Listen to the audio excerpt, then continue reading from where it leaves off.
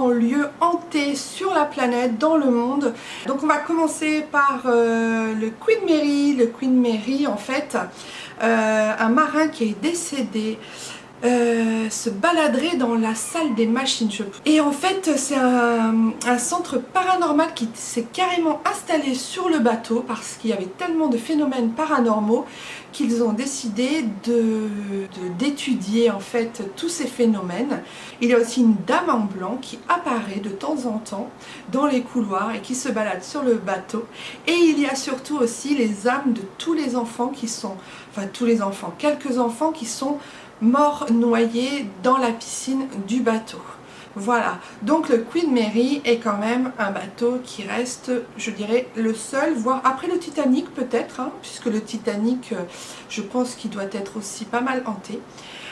Après le Titanic, je pense que le Queen Mary a sa place sur le haut du podium pour le coup. Après, vous avez la maison Valley, ou Valley on va dire, aux USA. C'est le fantôme de Jim Robinson qui apparaît. Il était pendu à l'intérieur de la maison en fait. Et en fait, en 1953, la maison est ouverte au public, où plusieurs personnes en fait signalent qu'ils ont vu des apparitions et qui ont entendu des bruits étranges.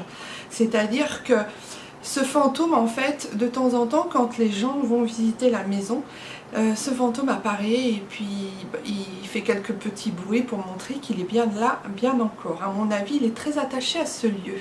Voilà, après nous avons évidemment la maison Winchester. Winchester. Alors, c'est pas facile à dire, mais c'est la famille de ceux qui ont créé et fabriqué la carabine, enfin le fusil carabine là de Winchester, la Winchester, je vais pas réussir à la dire. Donc c'est en Californie. Le Grand JD, que j'apprécie énormément, qui fait des vidéos sur le paranormal, ce youtubeur en fait a fait une vidéo complète sur la villa Winchester, sur cette maison en Californie. La maison, en fait, serait hantée par les victimes de cette carabine Winchester, qui a fait énormément de victimes, tout le monde le sait. Tous ces morts, en fait, viendraient hanter les lieux de la maison, où Sarah Winchester a annoncé qu'en fait, ce sont des fantômes qui avaient tué sa fille et son mari dans cette maison.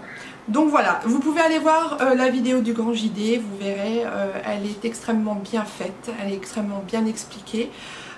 Ce youtubeur est très perspicace, j'aime beaucoup parce qu'en fait, il a énormément de discernement, il sait très bien comment expliquer les choses et n'hésitez pas à aller voir sa vidéo.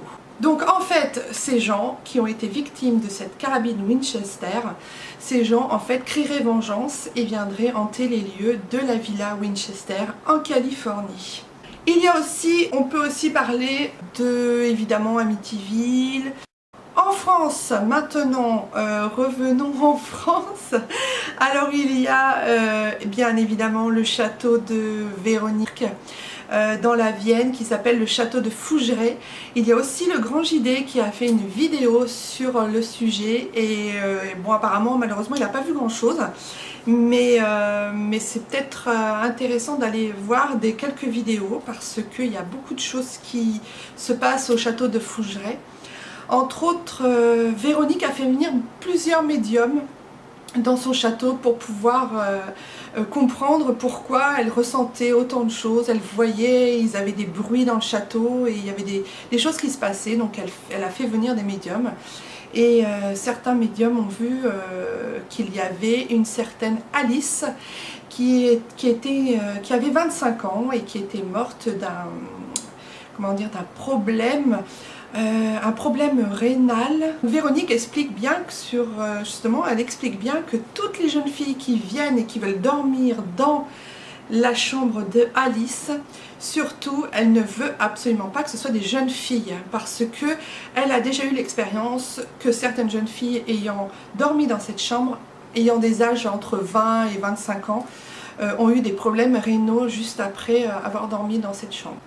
Si vous êtes en France, pas loin de la Vienne, ça vaut peut-être le coup d'aller le visiter. Et elle fait aussi chambre d'hôte, donc vous pouvez y passer la nuit. Et puis vous verrez que c'est vraiment un château très très curieux. Et en plus, les hôtes sont très sympathiques. Donc n'hésitez pas à y aller si vous êtes dans la région.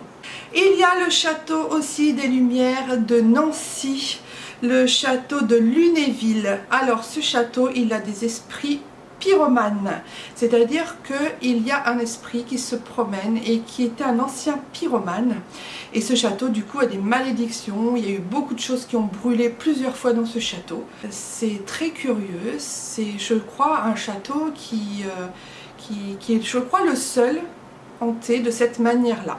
L'ancien hôpital aussi particulier de Toulouse aussi fait partie des lieux hantés en France. Alors il y a des bruits étranges, il y a des fantômes de femmes assassinées. Alors il y a une femme assassinée. Yves Lignon, c'est un connaisseur, c'est un peur sur le sujet du spiritisme, et il a découvert en faisant des études dans ce château, en fait, cet ancien hôpital, qui avait une salle qui était en 1900, qui avait été vraiment réservée pour faire que du spiritisme. Et donc il a découvert ça avec, je pense, l'aide de certains médiums. Il a découvert que dans cet hôpital, à Toulouse, il y avait du spiritisme sensationnel.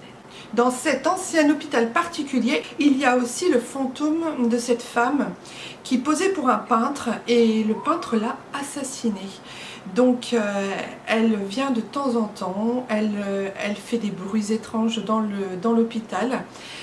Il y a aussi, alors évidemment dans l'Eure, chacun connaît évidemment l'abbaye de Mortemer, très connue en France, où on voit la Dame Blanche, cette fameuse Mathilde, Mathilde Lempresse, qui est la fille du lieu et qui a fait des apparitions de temps en temps.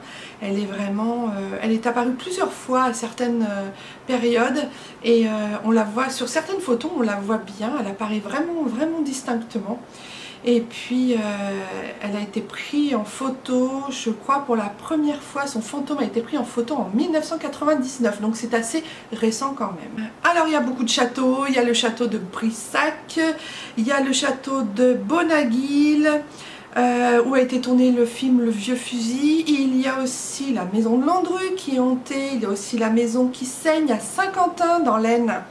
Il y a aussi l'Homme Rouge des Tuileries, alors ça c'est sur Paris.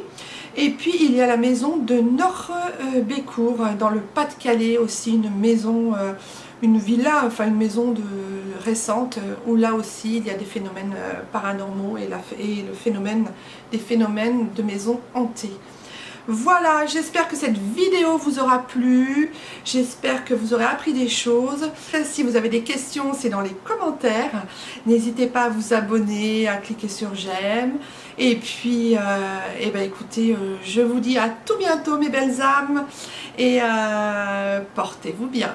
Namasté.